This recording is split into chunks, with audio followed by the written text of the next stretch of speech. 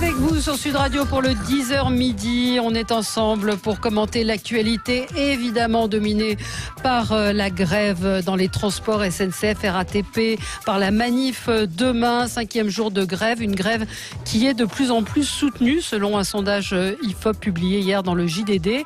On va parler de Jean-Paul Delevoye qui a oublié, ça arrive, de mentionner son lien avec le monde de l'assurance. Qu'en pensez-vous? Et comme par hasard, les assureurs soutiennent la réforme des retraites. Et puis, j'avais envie qu'on parle aussi de ces ministres candidats aux municipales. Doivent-ils démissionner? On en parle avec vous, 0826 300 300. Pour commenter l'actualité aujourd'hui, François Monboisse, bonjour, président de la FEVAD. C'est la Fédération européenne de la vente à distance. Mathieu Alterman, journaliste, auteur. On vous retrouve également tous les vendredis dans TPMP sur C8. À 17h45. À 17h45. Votre livre, c'est Femme Fatale. Le dernier livre, c'est Femme Fatale, voilà, oui. Absolument. Vous êtes très, très éclectique dans vos publications. Ariel Veil, bonjour. Vous êtes maire du 4e arrondissement de Paris et tête de liste Paris en commun, donc pour Paris Centre. Et puis Sophie de Menton, comme tous les lundis, pour réjouir nos auditeurs. Mais oui, on n'a pas les habituels aujourd'hui. Chef d'entreprise, présidente du mouvement éthique. Merci à vous d'être là parce que ce matin, c'est vrai que, en tout cas à Paris, c'est la galère, mais c'est la galère également dans beaucoup d'agglomérations. Lyon, il y a tout autour des grandes agglomérations pour circuler. C'est extrêmement compliqué. Malgré cela, vous soutenez la grève. J'aimerais bien un clivage pour savoir ceux qui soutenaient. Parce que quand on fait un sondage, on regarde l'origine où est-ce qu'ils habitent, les gens. Ah oui. Et j'aimerais savoir, dans ceux qui soutiennent la grève, combien sont dans la galère absolue des gens qui bossent. C'est un échantillon représentatif. Normalement, vous direz notre ami Frédéric. Justement, mais c'est pas valable là-dessus. Ouais. Alors, on va commencer avec vos coups de cœur, vos coups de gueule, Mathieu. Alors moi j'ai un coup de cœur, on va faire un truc un peu positif pour une fois, c'est sur le Téléthon qui a remporté un immense succès ce week-end, plus de 74 millions d'euros de dons. Et puis vous savez, le Téléthon, quand on était petit, je me rappelle, c'était un truc, on comprenait pas trop ce que c'était. Puis la semaine dernière, j'ai quelqu'un avec qui je travaille sur l'émission de télé qui me dit, mais tu sais, si mon père est vivant aujourd'hui, c'est grâce au Téléthon. D'un seul coup, ça fait bizarre, ça. Mais il y a quand même un petit problème, c'est que vous avez des associations pro-animaux, je sais pas comment on peut dire ça, excessives, qui dénoncent le Téléthon en disant qu'il y a des essais qui sont faits sur des animaux. Je dois juste rappeler qu'à un moment, on doit forcément faire des essais sur quelque chose. Donc, soit c'est des animaux, soit ce sont des gens. Vaut mieux que ce soit des animaux que des gens. Voilà. Arrêtons de raconter n'importe quoi. Il y a eu des vrais... On a eu Sophie Davant qui est venue dans cette émission la semaine dernière, et puis on l'a vu tout au long du week-end, les progrès qui ont été faits effectivement en matière de recherche. Et c'est vrai que les gens sont mobilisés, beaucoup en province. Je vois dans le petit village de ma maman en province, les gens font des confitures. Enfin, il y a toujours cet élan de solidarité. Absolument, alors qu'il y avait une baisse l'année dernière. Absolument. Donc, joli coup de cœur. François, vous, c'est un coup de gueule. Oui, c'est sur un sujet qui me tient à cœur. C'est un tribunal administratif à Nice qui a remis en cause une décision de l'ANSES sur un pesticide que je ne connais pas. Mais je trouve le principe vraiment dangereux. C'est-à-dire qu'il y a des associations gouvernementales, scientifiques qui déterminent si des produits sont nocifs ou pas. Oui. Et un tribunal, au nom du principe de précaution, dit non, ce produit, je l'interdis parce qu'on ne peut pas prouver que le produit est inoffensif. Et prouver l'innocuité d'un produit, c'est quand même très dur. Donc si on fait plus confiance aux autorités scientifiques, si la justice passe par-dessus, je trouve ça très grave. Ça rappelle le fameux gag, vous savez, aux États-Unis, de la dame dont le chien était mort dans un four à micro-ondes. Et elle a attaqué, elle a gagné parce que le four à micro-ondes n'avait pas mis dans le notice qu'il fallait pas mettre d'animaux. Voilà. Et donc c'est le juridique qui prend le pas sur le scientifique et je trouve ça... c'est pas bien. Dans ce cas-là, le chien était vraiment mort. Donc, le chien était mort. Il y a un argument en plus. Alors qu'aujourd'hui, effectivement, l'argument scientifique n'a plus aucune valeur par rapport à l'émotion. C'était un chat. Et ses principes de précaution. L'émotion a gagné. Sophie ? Oui, justement, mais ça va un peu dans le même sens, dans la mesure où les idéologies aujourd'hui l'emportent sur la raison. Et moi, c'est un coup de gueule contre les ultra-féministes, entre guillemets, ou féministes tout court d'ailleurs. Oui. C'est extraordinaire. Au nom du féminisme, à la gare de Brest, on vient de supprimer les urinoirs. Et pourquoi Parce que c'était discriminatoire. En l'occurrence, l'association féministe s'était scandalisée par rapport à la différence de traitement entre les hommes et les femmes, les hommes se soulageant, entre guillemets, gratuitement, alors que les secondes devaient débourser 20 centimes, parce qu'il y avait probablement des toilettes qu'il fallait nettoyer différemment. Non, mais on est tous tombés sur la tête. Alors, qu'a fait la gare ? On aurait pu imaginer qu'elle rende gratuite toutes les toilettes pour femmes. Eh ben non, on a juste supprimé, refait les toilettes, Et c'est exactement les mêmes toilettes. La SNCF convaincu, il fallait d'urgence mettre fin à ce régime spécial. Ouais. Donc, aucune autre solution sauf abolir les commodités mâles. Donc, il n'y a plus de... ce qui s'appelle votre retraite. Mais pardon, mais c'est la réaction qui est subie. Je me permets d'intervenir. C'est la réaction qui est absurde, mais la revendication est légitime. Que les femmes puissent aller gratuitement aux toilettes. Non, je ne vois pas pourquoi les femmes ne pourraient pas gratuitement se soulager au même titre que les hommes. C'est la réaction, c'est la réponse qui est absurde. Non, alors qu'elles disent simplement, c'est pas le mot à dire, parce que soulager, etc., on s'en fout. C'est dire, c'est gratuit pour tout le monde, point. Mais on se fout mais ce ne sont pas les féministes qu'il faut attaquer, c'est la guerre. Elles ont dit que c'était discriminatoire. C'est discriminatoire, je suis désolée. Je veux dire, maintenant, les femmes doivent faire pipi debout, en fait, ça doit être ça. Non, mais puis on peut aussi aller plus loin dans le débat, parce qu'il y a petite commission et grosse commission chez les hommes qui auraient dû quand même payer 20 centimes. Enfin, vous voyez, on va élever un peu le truc. Non, mais ce que je veux dire, c'est que tout ça est absurde, aussi bien les revendications, entre guillemets, qu'on dise c'est pas normal que les femmes payent. Oui, personne n'aurait réagi. Je ne trouve pas absurde les revendications, pardon. Non, je disais qu'on dit c'est pas normal que les femmes payent par les hommes. Oui, point final. Allez. Voilà. Oui, bon, mais la réponse est absurde. Ariel Veil, donc vous, c'est un coup de gueule aussi. Je vais rester peut-être sur ce sujet. Je ne sais pas si c'est une revendication féministe. En tout cas, c'est une revendication des papas, je crois, des pères. De ma génération que de s'occuper de leurs enfants au même titre que les femmes. Et je crois que c'est aussi important pour les femmes. Oui, cette polémique absurde l'autre jour qui a vu des animateurs d'une émission que j'ai même pas regardée, mais enfin qui a tourné pas mal sur les réseaux, dans lequel on moquait justement la décision d'un joueur, d'un défenseur, en l'occurrence du PSG. Il se trouve que j'ai un soutien inconditionnel à la maison du PSG, Marquinhos, qui était allé assister sa femme, enfin en tout cas la soutenir pendant son accouchement. D'ailleurs, on ne sait pas exactement ce qu'il a fait, mais peut-être qu'il était lui-même peut-être. On ne sait pas. Je ne pense pas qu'il l'a couché lui-même, mais vous savez, c'était leur deuxième enfant. Donc ils ont déjà un premier enfant. Quand c'est mon cas, on a eu plusieurs enfants. On sait que c'est un moment très difficile. Évidemment. Il faut quelqu'un pour s'occuper des enfants. Et donc, il était aux côtés de sa femme, c'est très bien. Peut-être qu'il s'occupait justement du premier enfant. C'est un moment qui est pas facile pour un enfant qui est déjà là, qui attend un petit frère ou une petite sœur. Et évidemment, absurdité et même indécence de la moquerie sur. Mais c'est quoi sur les réseaux sociaux? En fait, c'est plus la critique qui s'était passée. Excusez-moi. Il s'est fait allumer sur les réseaux sociaux parce qu'il a manqué un match. Il y a des animateurs qu'on trouvait malins de rigoler justement en disant tiens, c'est lui qui il a besoin. Il va donner le sein aussi. Pendant qu'on y est, il va donner le sein. Je crois que c'était ça. Et c'est fou. Et c'est fou. Et pour moi, c'est symbolique de peut-être ça aussi qui est en train et c'est peut-être vrai pour tous les autres sujets, d'une époque qui est en train de changer. Je sais pas, vous savez, je pense à Gramsci. Oui, mais alors il y a les balanciers, l'effet de balancier, et je trouve ça bien, mais la différenciation indéfiniment des sexes, des activités, etc. devient personne parle d'indifférenciation. En l'occurrence, il y avait justement une tâche pour chacun d'entre eux. Mais ça peut être sur les réseaux sociaux, et on peut en reparler avec ce qui vous est arrivé, Sophie, également. Et moi, je voulais revenir, on en a un petit peu parlé aussi, sur Aya Nakamura, vous savez, cette chanteuse qui était au Téléthon ce week-end, à qui Nagui a dit, voilà, vous recevez beaucoup d'amour, vous avez beaucoup de fans, qu'est-ce que vous pourriez lancer comme message au Téléthon?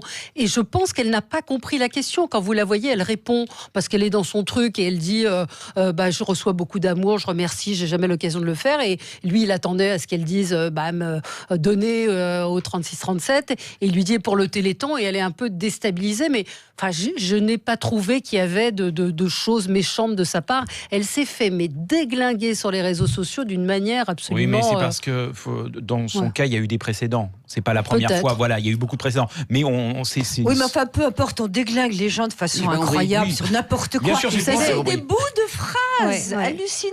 Peut-être qu'on peut raconter, Sophie. On va raconter parce que c'est drôle. Oui.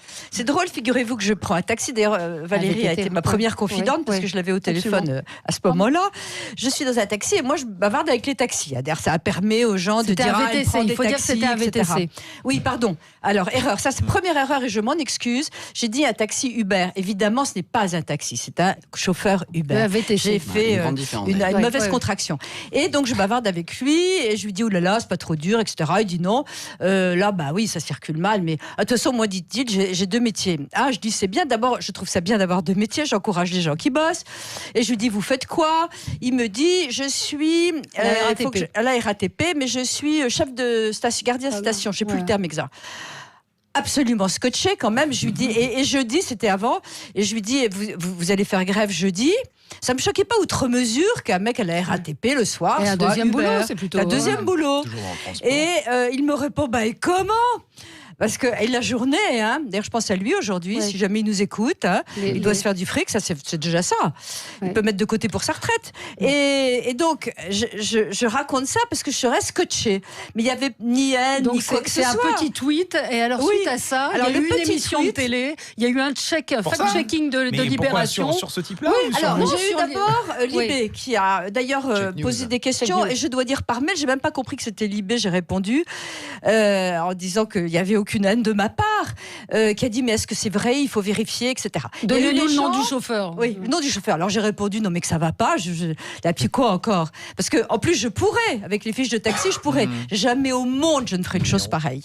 Même pour prouver, si j'étais devant un tribunal, je ne le ferais pas. C'est honteux, c'est cette délation permanente. Et ce qui est extraordinaire, c'est que donc j'ai répondu là-dessus. On a fait un checkpoint. On a voulu vérifier qu'il n'y avait pas de fake news. On a appelé la SNCF. Non mais c'est la RATP et même BFM a fait un sujet dessus. Enfin, bref. Et tout ça rejoint alors, en plus de ça, très intéressant, parce que ils ont d'abord dit, moi j'ai vérifié, on a le droit d'avoir 2 boulots. Et la RATP a répondu non et a fini par répondre à Libération non. Et si nous avons les coordonnées, il y aura des sanctions. Bien ce que je trouve complètement lamentable. Bon, moi j'ai un rapide coup de gueule. L'an dernier, plus de 140 000 personnes sont mortes de la rougeole. C'est un rapport de l'OMS. 15% de cas mortels de plus qu'en 2017, quand on sait qu'il y a un vaccin qui existe depuis 50 ans contre cette maladie contagieuse qui touche les enfants de moins de 5 ans. Je sais, vous n'êtes pas d'accord, en nombre nos auditeurs de Sud Radio. Moi je vous dis qu'il faut faire vacciner les enfants et que c'est criminel. Valérie, c'est une autre, et c'est la seule faille à mes yeux vraiment sérieuse des écolos, parce que les écolos sont contre les vaccins. Pas tous, pas tous. Quand même. Pas tous, et pas tous les vaccins. Oui, vas-y. Mais numéro 2 de la liste écolo quand même. Oui, c'est vrai. Mais c'est inimaginable d'imaginer qu'il y a un vaccin efficace et qu'aujourd'hui on meurt de cette maladie. Il faut poursuivre en justice les gens qui font des campagnes anti-vaccins. Je suis pour qu'ils soient poursuivis. Mais qui ne se vaccinent pas aussi. Allez, on se retrouve. C'est pas tous les vaccins, ça dépend lesquels. Il y en a qui sont vraiment nécessaires, comme celui que vous citez. Sur la rougeole, c'est absolument pour moi indiscutable. Et il y en a d'autres qui le sont, qui sont plus. Les vaccins des malades. Non, mais d'une manière générale, le vaccin. Enfin bref, on va pas faire ce débat, mais voilà, c'était mon coup de gueule. On se retrouve dans un instant. On va parler de la grève et de la réforme des retraites. À tout de suite. Avec vous sur Sud Radio jusqu'à midi pour commenter l'actualité. 5e jour de grève, une grève de plus en plus soutenue. Édouard Philippe doit présenter mercredi le projet gouvernemental au lendemain d'une nouvelle journée de mobilisation syndicale demain. Le gouvernement va-t-il réussir à apaiser la colère? Est-ce qu'on est parti pour une grève très longue? En tout cas, 6 points de soutien gagnés en une semaine. Malgré la pagaille, les Français semblent soutenir cette grève. Qu'en pensez-vous? 0826 300 300. Appelez-nous, dites-nous si vous êtes en galère pour aller travailler. Beaucoup de gens ont rebroussé chemin ce matin devant l'ampleur des embouteillages ou devant l'impossibilité de prendre un transport en commun. C'est vrai que ça concerne principalement les grandes villes. Vous avez eu vous-même du mal à arriver, Ariel Veil? Oui, absolument. Vous savez que moi qui prends les transports en commun ou comme vous, le vélo, c'était compliqué un peu ce matin. Mais enfin, ça passait quand même. Vous comprenez ce soutien des Français? Alors, c'est un sondage, encore une fois, mais ce qui est assez... Ils sont contradictoires. C'est les mêmes nombres qui soutiennent la réforme des régimes spéciaux. Ça suffit, les sondages. Écoutez, ce qu'on voit d'abord, je dis que c'est pas parce qu'on est dans la galère des transports qu'on soutient pas à la grève. Les deux peuvent être compatibles. Mais ce que je comprends, c'est que les gens sont dans une grande confusion. C'est-à-dire qu'en fait, on a du mal à suivre.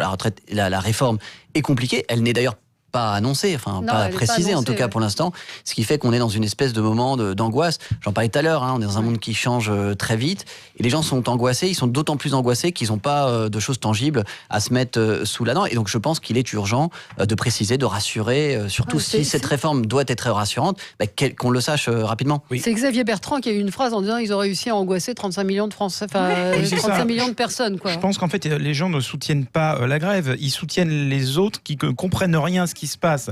En fait, c'est ça, vous voyez, c'est on ne sait pas, on ne comprend pas, alors que je vous donne mon sentiment personnel, c'est que cette réforme est absolument indispensable et il y a un manque de pédagogie délirant de la part du gouvernement, sachant que c'est quand même une décision qui était prise même avant la campagne, avant que le président soit élu. Donc c'est un amateurisme. Oui, mais alors, je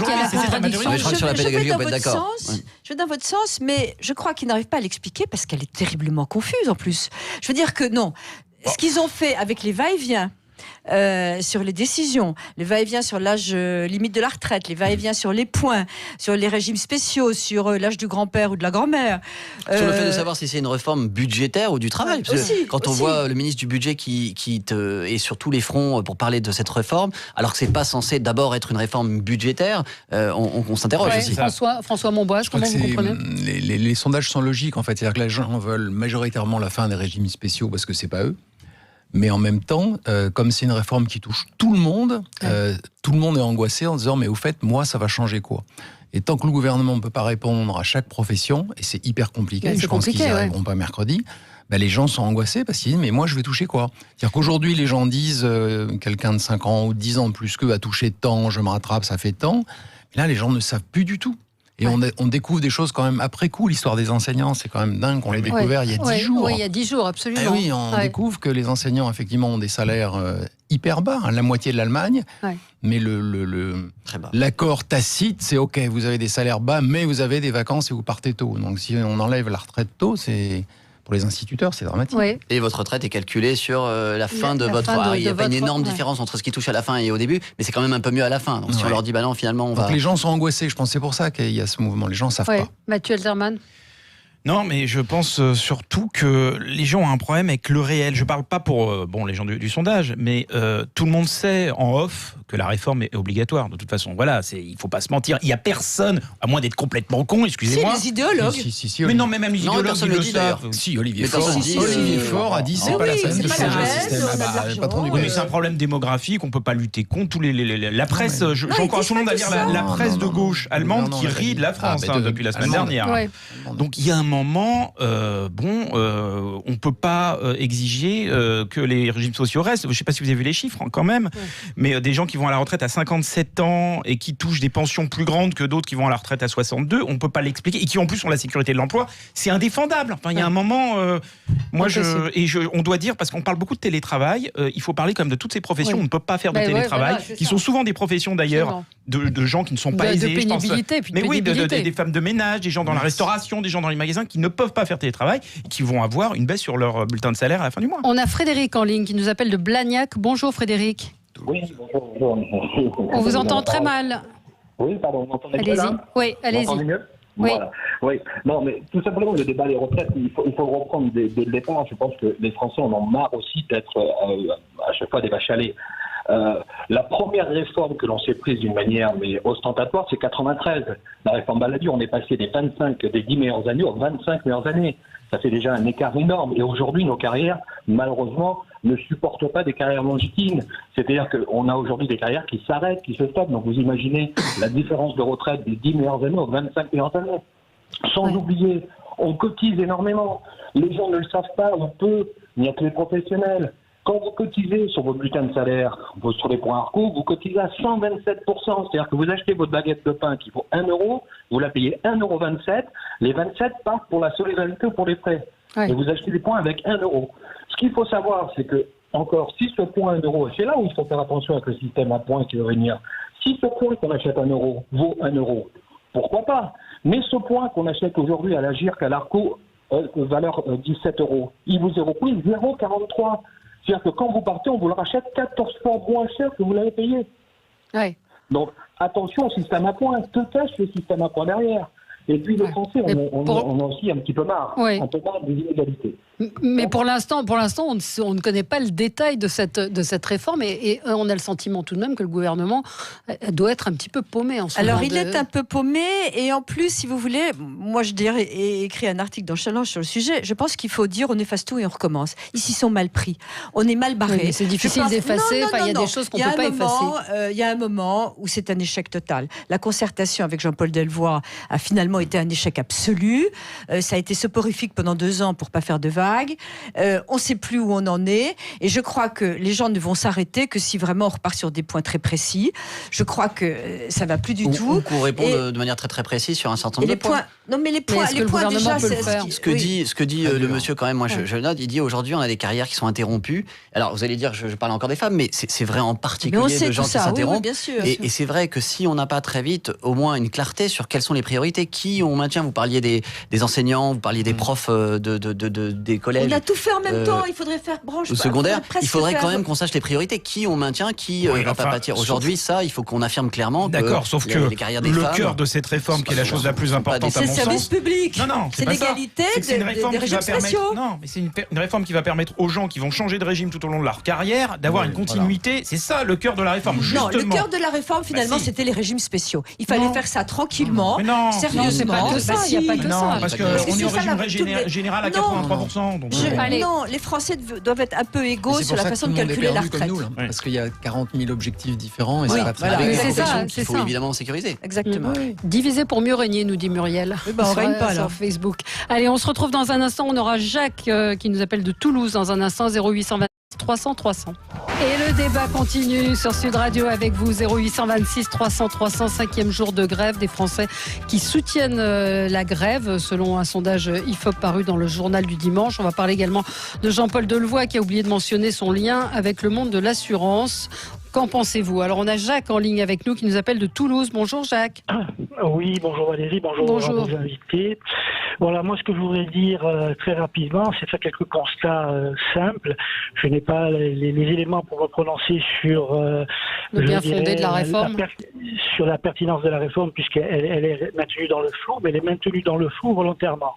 Donc je m'explique. Je pense qu'il y a de la part du gouvernement une volonté de contourner la volonté populaire. Il y avait, après presque de 20 mois de concertation, il y avait la possibilité de présenter une réforme, de donner aux gens les éléments de pouvoir calculer entre l'ancien système et le nouveau, hein, et d'avoir recours au référendum pour faire valider cette réforme. On est à la sortie de la crise des Gilets jaunes sur des problèmes justement de non prise en compte de la volonté des gens, de la volonté populaire. C'était le moyen de faire un bel exercice démocratique en présentant la réforme aux gens pendant une certaine durée, que les syndicats, que le gouvernement, tout le monde ait la possibilité de donner ses explications sur la réforme et de faire trancher. Au lieu de ça, M. Macron a organisé cette division et avec un problème de calendrier, parce qu'en plus de ça, après un an de Gilets jaunes, il aurait quand même été préférable de la différer un petit peu, de ne pas présenter cette réforme en mois de décembre. Oui. Mais en plus de ça, hein, en ayant recours aux vieilles ficelles, de pointer les régimes spéciaux, etc., etc. Donc, je trouve que c'est un véritable délit de démocratie dans lequel nous sommes auquel nous sommes en train d'assister, et qu'il y avait moyen de poser calmement, clairement, le problème des réformes, puisque réforme il doit y avoir, et de ce fait, permettre aux gens de se prononcer. Mais on a eu recours aux vieilles méthodes. Alors pour quelqu'un qui allait installer le nouveau monde, je trouve qu'il a recours aux ficelles de l'ancien monde. Voilà merci Jacques de votre intervention. C'est la méthode qui pose problème. Oui, mais on peut pas dire que c'est un déni de démocratie. Le président Macron a été élu, l'Assemblée a été élue, ils font ce qu'ils veulent. À un moment, voilà, il y aura des élections dans 2 ans. Ouais. On parle de référendum. Moi, je sais pas, mais pour moi, le référendum, c'est toujours une note qu'on donne au gouvernement avant le sujet du référendum. On ne peut pas faire de référendum quand un gouvernement est impopulaire, parce qu'on sait on se rappelle ce que ça s'est passé avec Jacques Chirac sur la Constitution européenne. On ne vote pas pour la question, bien on sûr. vote pour celui qui la pose. Exactement. Donc c'est très dangereux, et je trouve ça très démago de parler de référendum. C'est très dangereux, bien sûr. Mais la méthode, il n'en reste pas moins que ce que dit Jacques, c'est que la méthode n'a pas été la bonne, en tout cas. Oui, non, en plus on peut, je vais plus loin, ça faisait partie du programme sur lequel il a été élu, la réforme elle-même. En revanche, sur le flou, je peux que être d'accord sur le fait qu'aujourd'hui on est dans un flou. Alors certes, c'est vrai, la réforme des assurances, enfin de l'assurance chômage, n'a pas été encore annoncée. C'est bien le problème dans lequel on est en ce moment. C'est-à-dire qu'en fait, tout le monde spécule et qu'on n'a pas quand même une clarté absolue sur ça. Comment le gouvernement peut s'en sortir? Enfin, je sais pas. François Monbois. Ce qui est amusant, c'est qu'est sorti, je crois, dans l'Express ces jours-ci, le récit de comment la réforme des retraites est arrivée dans la campagne Macron. Et c'est exactement ce que vous dites, parce qu'apparemment, il y a un mail de Colère, mais qui date d'Alexis Colère, qui était directeur de campagne, il y a 3 ans, où il disait, mais sur le concept, c'est très bien et très clair. Par contre, l'exécution, on n'y est pas du tout. Ouais. Et 3 ans après, on en est au même point. C'est-à-dire qu'on dit, on fait le même régime pour tout le monde, 1 euro cotisé, etc. Bravo. Et après, comment on fait ? Et comment on fait pour les infirmières, pour les instituteurs, pour les policiers, mais il y a eu 2 ans, on le rappelle à chaque fois, il y a quand même eu 2 ans. Oui, mais il faut rentrer dans le détail de chaque dossier, mais ça n'a pas été fait. Je sais pas si non seulement ça n'a pas été fait, mais il faut rajouter qu'on n'a pas vraiment d'opposition politique en dehors de l'extrême droite et l'extrême gauche en France. Et ce qui reste de l'émiettement de la droite républicaine et le PS, quand les micros sont coupés, ils sont tous pour cette réforme. Il y a quand même ce problème-là. Donc, c'est pour ça que la rue devient de plus en plus radicale. Une réforme, ça c'est sûr. Mais cette réforme, je ne sais pas parce qu'on la connaît pas. Oui, on la connaît pas. C'est juste, mais ce qui est grave, et ça je pense que ça va jouer considérablement sur le discrédit des hommes politiques, c'est que ça reste, c'est-à-dire que si quelqu'un a une bonne idée ou une solution et qu'il n'est pas dans le bon camp, les politiques continuent à jouer leur vie politique. Il n'y a que ça qui les intéresse. Et je voudrais citer Éric Woerth, je ne sais pas du tout d'où que ça vienne. Éric Woerth était remarquable bien dans son analyse de ce qu'il fallait faire ou ce qu'on pourrait faire, qu'il aurait peut-être pu faire avant. Mais il sera... Oui, voilà, mais ça, pardon Valérie, c'est ce que les gens vont dire. C'est-à-dire qu'on ne s'intéresse pas à ce qu'il a dit. On dit, il avait qu'à le faire avant. Oui, mais ça décrédibilise. Oui, mais en même temps... Ça fait très longtemps qu'il est en politique, il a eu le temps de c'est ça, c'est que ça décrédibilise quand même sa parole. Non, parce que d'abord, il a fait quand même une retraite. C'était la retraite Fillon. On en pense qu'on veut, mais il y a une petite avancée. Et ensuite de ça, on est à un moment, je pense, un moment où dans le pays, il faut que les bonnes volontés s'allient pour arriver à trouver une solution. On a Hélène en ligne avec nous. Bonjour Hélène. Oui, bonjour. Excusez ma voix un peu éraillée. Non, c'est très bien. Rebondir sur ce que vient de dire la dame. Oui, à savoir, en parlant de bonne volonté, je suis tombée sur les revendications faites par la CGT en 1953, lors de la première grève des cheminots et des fonctionnaires contre les projets de retraite. Et c'est mot pour mot exactement les mêmes revendications que maintenant. Donc depuis 1953, ils restent campés sur leur position. On vous entend très mal parce qu'il y a du vent là où vous êtes. Je crois que vous êtes dans la rue. Je suis dans le sud de la France. Voilà, il y a beaucoup de vent. Voilà. J'essaie de me mettre à l'abri. Oui. Donc vous dites que ce sont les mêmes termes, la même réforme que... Exactement pareil. Donc est-ce qu'on peut négocier avec des gens qui... Bon, on vous a position depuis aussi longtemps. Oui. Alors c'est la question. Un auditeur nous dit sur Twitter une réforme, oui, mais une réforme qui permette via des conventions collectives de branches pro et au métier des conditions de départ et de vie en retraite correctes et suffisantes, pas une réforme qui réponde à l'appétit des groupes financiers. Mais alors là, François Monbois. Je pense pas que ça soit vrai les groupes financiers, mais il y a un autre sujet dont on n'a pas parlé, c'est que les fonds de pension, la capitalisation, c'est pour les Français le mal absolu. Or, la seule profession qui a accès à des fonds de pension, c'est les fonctionnaires. C'est les fonctionnaires avec la Préfond, qui fait de la pub en ce moment en plus. Voilà. Moi, je ne comprends pas que le gouvernement n'ait pas ouvert la possibilité d'adhérer à Préfond à tout le monde. De manière libre, comme les fonctionnaires. C'est complètement libre, vous cotisez ou pas. Ça aurait déjà dégonflé pas mal, parce que les gens se seraient fait un pécule en plus. Et l'autre chose, je me demande si c'est pas trop ambitieux, cette idée de changer tous les régimes, etc. Parce qu'on terrorise tout le monde. Mais c'était pas écrit d'avance, tout ça? Enfin, maintenant, on le voit, non. Mais à mon avis, ça a dû... Est-ce que c'était pas prévisible? Non, on a dû se rendre compte, à mon avis, au fur et à mesure que la concertation avançait ou piétinait. Là, on aurait dû s'en rendre compte, qu'on n'arrivait pas à avancer. Moi, je pense qu'ils se sont dit qu'ils allaient faire tout, parce que s'ils faisaient moins, ils auraient exactement la même réaction négative dans les rues. Donc autant tout faire. Moi, je pense que c'est ça quand même. Martine est en ligne avec nous. Vous nous appelez de Bordeaux. Martine, vous soutenez la grève? Ah oui, tout à fait. Alors là, je ne sais pas trop ce qu'ils ont dit parce que j'ai des problèmes de radio de perception. Mais oui, non, bien sûr. Attendez, quand on voit déjà au niveau social ce qui se passe avec toutes les réformes négatives, c'est-à-dire que on penche vers le bas au lieu de monter vers le haut en disant les privilégiés, il n'y a pas de privilégiés, c'est des luttes sociales qui ont été faites depuis des années. Revoyez votre histoire sociale, pour ceux qui disent les privilégiés, ils ont gagné leur lutte. Voilà, en plus le système de points de retraite, ça va être en fonction de ce que vous gagnez, en fonction du nombre d'années de cotisation. Quand on voit les CDD, les petits boulots qu'on est obligé de faire parce que j'y suis passé, et quand on arrive à la retraite, on cotise.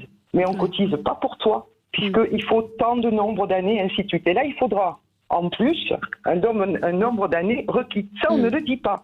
Voilà. Donc, moi, je suis pour qu'ils continuent les grèves. On est plein d'amis, là. On est même prêts à financer, à leur donner un petit peu pour qu'ils puissent continuer ceux qui peuvent le faire. Voilà. Vous êtes gréviste, vous êtes à la retraite ou vous êtes... Non, mais j'ai une question. Je voulais rajouter autre chose, s'il vous plaît. Non, mais je voulais savoir, je vous pose une question. Quand on entend dans certaines radios, que pour des grèves, vous pouvez être licencié. Quand il y a une grève nationale, intersyndicale... Ah si, je l'ai entendu sur BFM. Mais que BFM se trompe, c'est une chose. Madame. Voilà. Je critique pas, madame, ce que vous dites. Je dis que les télés peuvent dire n'importe quoi. Non, je dis pas n'importe quoi. Vous lisez le monde diplomatique, vous lisez n'importe quoi. Oui. Voilà. Alors là, vous êtes, privilégié de votre petit côté. Vous savez pas ce que c'est que de travailler, de gagner. Non, mais je sais rien, on sait rien ici, on est tous et les points de retraite seront calculés au niveau de votre salaire. Voilà, au niveau de ce que vous gagnez. Non, c'est pas faux, madame. Si. Vous avez de mauvais renseignements. Je sais pas qui vous êtes. Non, mais vous pouvez pas. Mais vous parlez du droit de grève. On est d'accord avec vous. Calmez-vous, Martine. Ne vous énervez pas. Madame, que les gens, ils sont contre tous ces systèmes. D'accord. On rapiboise tous les minima sociaux. Oui, mais on n'a pas dit... Vous êtes bien tranquille. On n'a pas dit le contraire. Mais vous n'écoutez pas ce qu'on vous dit, Martine. On vous a pas dit le contraire. Ce que vous disait Sophie de Menton, c'est on ne se fait pas virer parce qu'on fait grève. Je veux dire, j'ai entendu sur BFM. Mais oui, mais il qu'elle a appelé BFM à ce moment-là. BFM, mais enfin voilà, on l'a jamais dit et c'est pas du tout le propos de ce qu'on a dit. Si ça arrive, c'est un scandale. Mais la loi normalement et la loi protège les grévistes. C'est un droit fondamental des salariés et voilà. Alors oui, Alexandre nous dit si on peut être licencié pour grève. J'en connais qui ont peur. Bien sûr, et je pense que dans le privé, s'il n'y a pas de grève, c'est aussi parce qu'il peut y avoir des conséquences beaucoup plus importantes que dans le public. Vous saviez ce que ça coûte de virer quelqu'un ? Je veux dire, non, mais il faut être un peu aussi logique dans ça. On va pas rentrer dans le détail. Non, dans le privé, on ne licencie pas un salarié qui a fait grève et on ne le vire pas pour ça. Et ça coûte très cher. Ça peut vous coûter cher aussi d'avoir fait grève dans une entreprise privée. Pourquoi est-ce qu'il n'y a pas de grève dans le privé, Sophie ? J'aimerais des témoignages. Posez-vous la question. Où est-ce qu'il y a de la grève dans le privé ? Où est-ce qu'il y a de la grève dans le privé ? Dans ma boîte, il y a eu des grèves, énormément. J'avais un centre d'appel, on les a négociés, ça a duré pas longtemps, mais bien sûr qu'il y a des grèves. Non, mais c'est plus compliqué pour les carrières, mais c'est pas, voilà, ça fait partie, évidemment. Moi, vous savez que j'ai une expérience du privé assez importante. Je suis récemment arrivé en politique, j'ai un autre métier, vous aimez bien les gens qui ont deux métiers. Je suis économiste, je travaille dans un grand groupe. C'est sûr que dans le privé, c'est plus compliqué. Si vous n'êtes pas dans un très grand groupe, c'est plus compliqué. Une boîte qui a une grève, elle gère dans les 48 heures, croyez-moi. C'est pas évident. Je voudrais qu'on parle de Jean-Paul Delevoye. Jean-Paul Delevoye, donc, qui a oublié de mentionner, de signaler à la haute autorité, vous savez qu'il y a une haute autorité de la transparence où les ministres et les députés doivent déclarer toutes leurs activités professionnelles. Et lui, il a oublié de déclarer qu'il était administrateur de l'IFPAS, l'Institut de formation de la profession de l'assurance. Il a admis une omission par oubli sur sa déclaration d'intérêt. Il a promis de démissionner de son mandat bénévole au sein de l'IFPAS en cas d'incompatibilité. Et il a en effet démissionné ce matin. Valérie, il s'en est rendu compte ce matin. Non, mais c'est pas ça. Est-ce qu'il n'a pas pensé qu'on ne devait déclarer que ce qui était rémunéré ? Sophie, vous n'êtes pas née de la dernière pluie quand même. Il faut quand même. Bon, non seulement il est bénévole, mais comme il le dit lui-même, il y va jamais. Il a absolument pas le temps. Il a accepté d'occuper ce truc-là. Il connaît rien au truc des assurances. Maintenant se pose le problème. On en parle du conflit d'intérêts. Alors c'est toujours cette histoire. Bon, mais il y a un moment, quand on est compétent et qu'on occupe des grandes fonctions dans la politique, on a forcément un problème de conflit d'intérêts. Ou alors on prend que des gens mauvais qui travaillent nulle part. Enfin, excusez-moi, mais ça va être le problème aujourd'hui dans les années à venir. Forcément, le risque de conflit d'intérêts va être de plus en plus important. Mais ce n'est pas un argument. Alors, je suis d'accord. Rapprochez-vous, François Monbois, rapprochez-vous du micro. De ne pas l'avoir dit. Il n'a pas vraiment oublié. Je ne sais pas, mais il faut le dire. Ça aurait été bénévole dans une association complètement différente, ça ne serait pas été le sujet. Mais là, c'est les assurances. Et comme j'ai dit tout à l'heure, assurance égale fonds de pension, c'est très mal vu. Et les assurances soutiennent la réforme des retraites. Oui, globalement, la banque aussi. Enfin, le patronat soutient. Je suis d'accord avec vous avec ce que vous dites. Je crois qu'on ne comprend pas bien et la notion de conflit d'intérêt et la notion de transparence. C'est-à-dire que aujourd'hui, moi je la pratique depuis très longtemps, y compris dans le privé en l'occurrence, où je déclare jusqu'à un cours que je fais bénévole à Sciences Po, parce que on considère que je ne vois pas forcément le conflit d'intérêts, mais que le fait d'avoir une transparence, d'abord, permet d'éviter ce genre de polémique. S'il l'avait noté, et je ne pense pas que ça aurait changé quoi que ce soit, mais s'il l'avait déclaré, nous n'aurions pas cette diversion aujourd'hui. Je ne parle pas de son cas en particulier, mais on a une faible culture du conflit d'intérêts. Et c'est vrai que ça va se poser la question, et moi je souhaite d'ailleurs que ça se développe, parce que vous avez raison, les gens compétents font plusieurs choses. Et on ne peut pas demander à ce que la vie politique se renouvelle avec des gens qui ont fait autre chose dans leur vie, ce qui à mon avis est capital et souhaitable, et ne pas vouloir que les gens aient fait d'autres choses ou qu'ils fassent d'autres choses. Mais il est toujours bénévole, il n'avait pas démissionné. Mais il y a un prix à payer, mais peu importe, bénévole ou pas, c'est pas le sujet. En fait, c'est pas le sujet d'être rémunéré ou pas, c'est le sujet d'avoir un groupement d'intérêt, un intérêt particulier quelque part. Je ne parle pas de son cas, mais d'une manière générale, c'est l'occasion de progresser aussi sur cette notion de transparence. Il n'y a qu'une solution à ces conflits d'intérêts qui sont tous gérables, c'est la transparence absolue de ses fonctions et de ses implications. Et j'ajouterais que les assurances soient pour, et alors ? Je veux dire, à un moment, le nombre de corps de métier pour, à ce moment-là, on va arrêter. Non, mais on va prendre que les contrôleurs de la RATP. Il est rapporteur de la réforme des retraites. C'est quand même. Alors, en revanche, il n'a pas oublié de déclarer qu'il est président de la Chartreuse de Neuville, une association des orchestres nationaux. Donc, c'est bien, il a la mémoire sélective. Si c'est ça. S'il avait oublié ça, je pense que ça n'aurait pas eu le même impact, le fait que ce soit les assureurs. C'est vraiment grave. Oui. C'est pas très grave, mais ça rajoute une petite pierre, c'est pas nécessaire. Mais en même temps, s'il l'oublie, on en parle plus que s'il l'avait pas oublié. Absolument. Voilà, ça fait perdre beaucoup de temps et ça contribue à nourrir, vous voyez, cette espèce de notion que les gens ne comprennent pas. Je dis pas que c'est pas, personne n'est en train de dire que c'est malhonnête, on dit que c'est dommage. Voilà. Absolument. On se retrouve dans un instant, on va dire quelques mots de ces ministres qui se présentent aux élections municipales. Qu'en pensez-vous ? 0826 300, à tout de suite. Avec vous sur Sud Radio jusqu'à midi, je voudrais qu'on parle de la condamnation ce matin de Jean-Luc Mélenchon. Le tribunal correctionnel de Bobigny a condamné Jean-Luc Mélenchon à 3 mois de prison avec sursis, 8 000 € d'amende pour acte d'intimidation envers un magistrat et un dépositeur de l'autorité publique, rébellion et provocation. Vous vous souvenez qu'il s'était... les images, on les revoit pratiquement tous les jours dans l'émission Quotidien. Il avait estimé... avoir mené un acte de résistance violente avec usage de la force. Non, ça, c'est le parquet qui avait requis ça.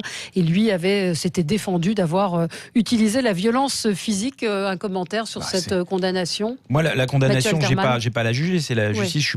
Évidemment, je trouve que c'est normal, cette condamnation. En revanche, je suis... assez courroucé, on va dire, par les commentaires de Jean-Luc Mélenchon suite à cette décision, où il a un discours qui est mot à mot le même que celui du Front National il y a 20 ans ou il y a 25 ans, à savoir c'est un procès politique, je suis une victime. On a voulu récupérer la liste des militants France Insoumise, alors qu'il suffit d'aller sur Twitter pour voir en 2 secondes. Ils sont 3. Voilà. Et je trouve ça pas bien. Oui. Il a dit c'est du grand n'importe quoi, le pays est à côté de ses chaussures, la justice a été instrumentalisée par le pouvoir public. Honteux. François Monboisse. Non, je suis d'accord avec ce qui vient d'être dit. Je trouve que l'intitulé de la condamnation que vous avez lu tout à l'heure, c'est rébellion, intimidation, c'est exactement ce que tout le monde a vu sur les images. C'est-à-dire qu'ils hurlent à 10 cm d'un pauvre policier qui est terrorisé presque. Et des magistrats, qui étaient là. Des magistrats, oui, c'est ça. Donc c'est normal qu'un élu qui fasse ça devant tout le monde soit condamné. Et d'autant plus que, quels que soient les sentiments qu'on puisse avoir vis-à-vis de Mélenchon, c'est très symbolique et on ne peut plus avoir une justice qui ne condamne pas ceux qui attaquent les flics ou les condamne pas suffisamment. Je veux dire qu'aujourd'hui, avec la difficulté que nous connaissons, toucher à un flic ou lui manquer de respect, on doit être intransigeant dans le jugement. Oui. Mais en réalité, c'est plus grave venant d'un homme politique. On dit que c'est, d'une certaine manière, c'est défend en disant un homme politique n'aurait pas dû avoir une perquisition. Tout le monde est égal devant la loi, mais il y a quand même une exigence un peu supérieure pour quelqu'un qui prétend plus haute fonction, qui est de respecter le fonctionnement des institutions, que ce soit sur le commentaire effectivement d'une décision de justice, ou que ce soit sur l'exercice même de la justice. Et Alexis Corbière a été relaxé. Alexis Corbière a été relaxé de ce que j'ai lu. Il y a eu d'autres condamnations. Également. Jean-Luc Mélenchon a déclaré donc la honte est pour ceux qui ont commandité ce cirque médiatico-judiciaire. On se demande qui a fait le cirque médiatico. Du complot. Je porte ma condamnation pour rébellion comme une décoration. Je félicite les policiers généreusement indemnisés pour leur atroce souffrance et nombreuses journées d'arrêt de travail. Voilà ce qu'il a déclaré à la sortie du tribunal. Ça, c'est d'autant plus terrible qu'il y a une vraie souffrance chez les policiers qui est marquée par un taux de suicide comme on n'en a jamais vu dans la police, et que d'aller sur ce terrain-là est franchement abject. Y compris la menace qu'ils ont. On rappelle qu'hier, un policier a été poursuivi par un type à scooter qui a foncé sur lui à 3 reprises, qu'il y a des policiers qui ont reçu des menaces de mort à leur domicile. Pour vendredi 13, absolument. Et au-delà de ça, rappelons quand même que Mélenchon est à 6,5-7% maximum. Enfin, il parle comme s'il était le deuxième personnage de l'échiquier politique français, ce qui est loin d'être le cas. Enfin, malheureusement, je trouve que 6% qui cautionnent les propos et la violence de Mélenchon, c'est énorme. Ouais. Bon. Il porte d'autres combats, heureusement, mais enfin, sur ce plan-là, c'est assez scandaleux. Bon, on dit quelques mots quand même donc de ces ministres qui ont décidé de se présenter au municipal. 2 ministres candidats à Biarritz, mais pas sur la même ligne. Le ministre de l'Agriculture, Didier Guillaume, qui a annoncé sa candidature vendredi, et le secrétaire d'État, Jean-Baptiste Lemoyne, figure sur une autre liste. Donc déjà, il y a un peu de bordel, pour parler un peu trivialement. Mais moi, ça me choque. Je me dis, soit on est ministre, soit on est maire. Non, ça n'a rien à voir. Élu. Je suis d'accord avec vous. Non, mais je suis d'accord avec vous. Maire, c'est un mandat de proximité, c'est un mandat local. Moi, je vois pas comment on peut s'intéresser à ce mandat local et être dépositaire d'un mandat national où vous devez vous occuper de toute la France. Évidemment que c'est incompatible. Vous savez quoi, moi, je dirais même un peu plus loin. Je suis même étonné, au-delà des ministres, des cas des ministres, de tous ces députés qui viennent d'être élus, puisqu'on parle d'il y a 2 ans et demi, qui n'ont pas fait la moitié de leur mandat et qui tout d'un coup maintenant, comme une envie de pisser, ont envie d'être maire. Alors ils ont envie d'être maire, ce qui veut dire de renoncer, en fait ils sont candidats pour renoncer à leur mandat, puisque vous avez bien compris que si vous êtes maire, vous ne pouvez pas être député. Donc ça veut dire que quand on est aujourd'hui candidat, qu'on est député et qu'on veut être maire, on est donc candidat à la démission de son mandat qu'on n'a même pas exercé jusqu'à la moitié. Et personne n'en parle. Moi, je suis très choqué par ça. C'est ça. Alors, c'est exactement ça. C'est pas dans la même circonscription. C'est du n'importe quoi, cette espèce de parachutage, de tourisme électoral dans lequel c'est l'ancien monde, ça. Mais c'est surtout un cynisme derrière qui est de dire je vais aller me présenter comme maire, comme ça ils verront que je suis un maire qui a plus de pouvoir, puisqu'avant j'étais là-bas. Voilà, c'est ça en fait. C'est aussi un parachute. Oui, c'est ça. Mais c'est choquant, non ? C'est très choquant. Bien sûr. C'est de se dire de toute façon on va être viré du gouvernement. Alors, il y a un sujet par aussi rapport à ça, c'est le cumul des mandats. Il faut savoir, moi je dois dire que j'hésite sur cette question parce que le cumul des mandats, tout le monde est contre, on est d'accord. Et d'un autre côté, il reste à ces gens déconnectés, en particulier quand ils sont ministres. Je veux dire que le contact qu'on peut avoir avec le bon sens et le terrain, il passe par les mandats locaux. Donc je suis très, très, très mitigée là-dessus. Oui, François, sur cette... Moi, ça ne me choque pas trop que des ministres se présentent comme maires. Après, la question, mais je crois qu'ils n'ont... Non, mais quand ils se présentent, quand ils font campagne, ils ne vont pas démissionner. Après, la question... Pourquoi pas ? Parce que dans ce cas-là, on ne peut pas à la fois reprocher aux ministres de ne pas avoir d'ancrage local, et puis quand ils veulent se présenter à une élection, dire vous êtes plus ministre. Vous devez l'avoir eu avant. Vous devez l'avoir eu avant. S'il ne l'a pas eu avant, vous l'avez après. Mais pas en même temps. Non, je ne suis pas d'accord. On ne peut pas reprocher aux ministres d'être hors sol, de ne pas connaître la réalité et pas vouloir qu'ils y aient. On ne peut pas acquérir son expérience au moment où on est élu. Je veux dire, c'est une expérience. Ce qu'on reproche, c'est que des gens soient hors sol, mais être dans le sol, avoir connu quelque chose, il faut avoir fait une carrière avant. Il faut avoir travaillé. Vous n'allez pas le faire en 3 mois. Ils ne vont pas acquérir une espèce de connaissance du terrain en 2 mois ou en 3 mois. Enfin, pardon. Il se pose un problème de temps. On ne peut pas faire les deux en même temps. Comment est-ce que le Premier ministre pourrait faire une campagne comme maire du Havre ? Il y en a bien qui a été maire de Paris, donc c'était pas gênant. Non, je comprends bien, c'est le nouveau monde, là, on parle du nouveau monde. Avec la situation actuelle, que le Premier ministre aille faire campagne au Havre. Ça, il n'en est pas question encore. Non, mais il en est question aussi. Mais on a entendu Marlène Schiappa dire qu'elle réfléchissait à l'endroit où elle pourrait se présenter. Il y a Brune Poirson également. Enfin, ils sont. Moi, ça ne me choque pas. Ça vous choque pas ? Mais quand même, pardon, la relation. Ça fait vraiment un mandat de maire. Ça n'a aucun rapport. C'est même pas une question de soupe, c'est une question de déconnexion. Pour le coup, là, ça, c'est de la déconnexion, de se dire, tiens, j'irai peut-être là. On a une relation où on ne l'a pas avec un territoire. Et on bosse ou on bosse pas. Là, ça fait télé-réalité. C'est-à-dire qu'on va emmener Marlène Schiappa dans le Limousin. Elle va voir. Il y a un côté un peu, gadget, quoi. Et ça, les gens n'en veulent plus. Vous parlez du cumul, on a parlé du cumul simultané, mais il y a un problème de cumul aussi dans le temps. Moi, je suis contre le cumul. Le cumul, c'est le cumul en même temps. Heureusement, on a des lois qui y ont mis fin, mais c'est aussi le cumul dans le temps. C'est de faire le même mandat éternellement, ou c'est de changer de mandat. Vous voyez, c'est d'aller et de venir d'un mandat, d'un territoire à un autre. Non, aller faire autre chose. Mais à quoi ça rime de vouloir se présenter à la mairie quand on est ministre ? Je comprends pas. Ou député. Oui, ou député. Non, mais pourquoi l'interdire? Pourquoi un ministre n'aurait pas le droit d'être maire Parce que c'est un boulot parce qu'il ne peut pas se consacrer à sa fonction, ni de ministre, ni de maire. Mais il a le droit, mais à un moment donné, qu'il prenne son risque et qu'il démissionne. Oui, c'est ça. C'est de prendre le risque. C'est le mandat qu'il veut. Moi, j'ai un problème avec tous ces gens qui disent je veux ce mandat-là, je suis prêt, et puis qui 2 ans après l'abandonnent pour un autre, plus, je sais pas forcément plus juteux. C'est pas une question de rémunération. En l'occurrence, maire, c'est pas très bien payé, mais c'est une question de carrière politique. Les gens veulent comme ça, leur avenir. On change de poste comme dans l'entreprise, on a envie d'une marche. Ou alors, vous prenez votre risque, vous dites finalement, je me suis trompé, je démissionne immédiatement de mes fonctions de député parce que je veux être maire aujourd'hui. Sans compter que c'est une prime, parce qu'inutile de vous dire que c'est normal. Une ville est fière d'avoir un ministre, donc elle va voter pour lui. Globalement, il n'y a pas de problème, pas besoin de faire campagne. C'est pas évident aujourd'hui. Aujourd'hui, c'est pas évident. Marguerite Chiappa sera élue où elle veut, le Premier ministre aussi, si on parle du Havre, mais je veux dire, je crois quand même. Bon, à suivre. Merci à tous les 4. À suivre. André Berkoff sera là en très grande forme. Très bonne journée à l'écoute de Sud Radio.